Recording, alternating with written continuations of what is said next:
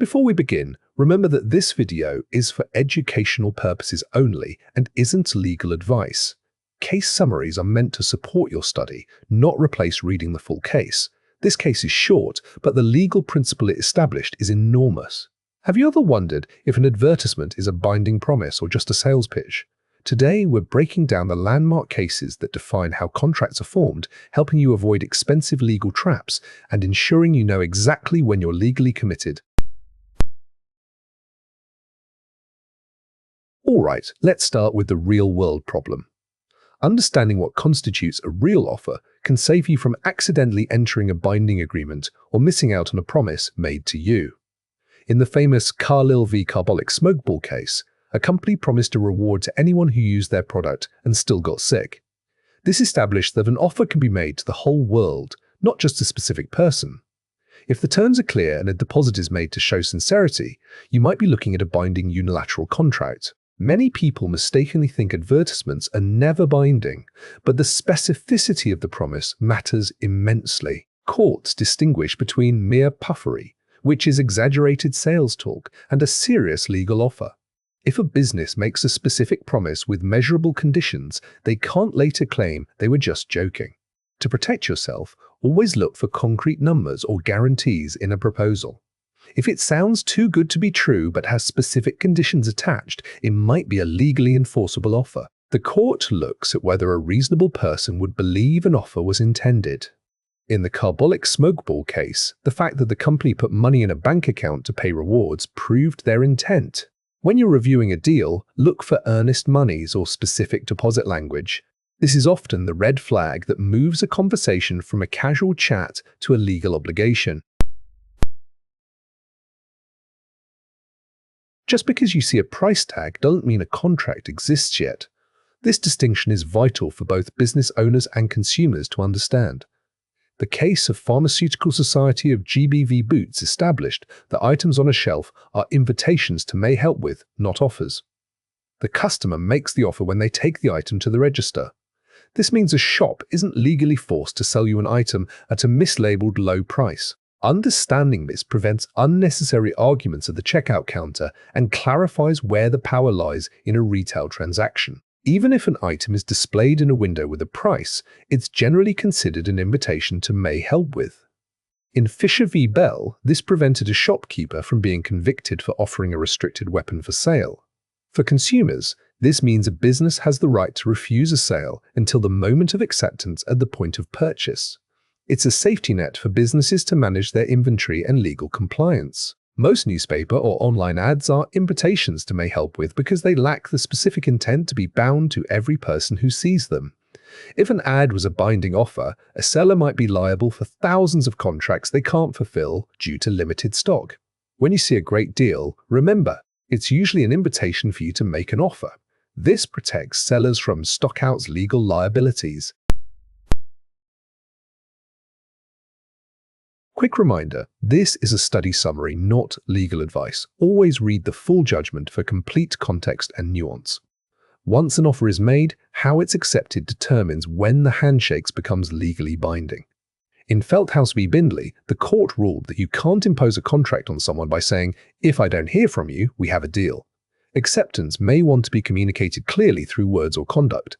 This prevents predatory practices where companies try to trap you into subscriptions or services without your active yes. Always ensure you have a clear, documented confirmation from the other party. The postal rule is a classic legal principle where acceptance is effective the moment it's posted, not when it's received. This was established in Adams v. Linzal to provide certainty in slow communication eras. While less common with email, it still applies to physical mail unless the offer specifies otherwise. If you're sending a high-stakes acceptance by mail, use registered post to prove the date of sending. For emails, texts, and faxes, the rules change. Acceptance is usually effective when it's received or when the office is open. You can't trap someone by sending an acceptance at 3 a.m. and claiming the contract started then. If you're dealing with a time-sensitive deal, always request an acknowledgement of receipts to avoid disputes. This is the safest way to ensure both parties are on the same page. Negotiation is a dance. but one wrong move can accidentally may negatively impact a deal you actually wanted. In Hyde Wrench, a buyer tried to offer a lower price for a farm, then later tried to accept the original higher price. The court ruled that the lower offer killed the original offer.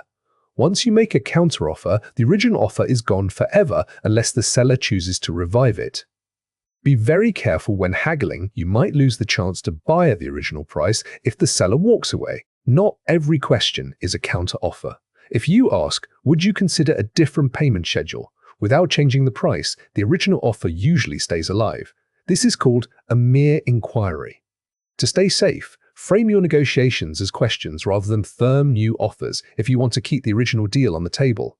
This distinction is a frequent source of legal confusion and lost deals. An offer can be withdrawn at any time before it's accepted, even if the seller promised to keep it open for a week.